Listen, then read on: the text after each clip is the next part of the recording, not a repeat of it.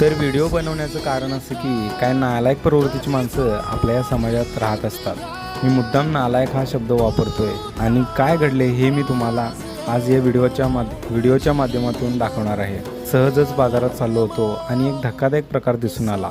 तो म्हणजे या कचऱ्याच्या ढिगाऱ्यामध्ये बाप्पांची मूर्ती ठेवली होती। मी शॉपमध्ये किंवा मार्केटमध्ये गेल्यानंतर तुम्हाला एक मूर्ती आवडते, मग ती तुम्ही घेऊन येता। थोडे दिवस झाले की ती मूर्ती तुम्हाला नकोशी होते, तिची अडचण होते।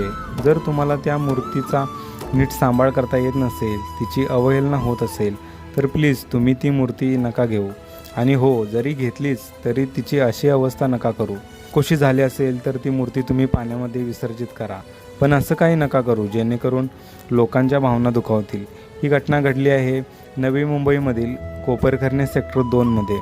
हा व्हिडिओ इतका शेअर करा की हे जेणे कोणी केले त्याला त्याची लाज वाटली पाहिजे आणि परत अशी करायची हिंमत नाही।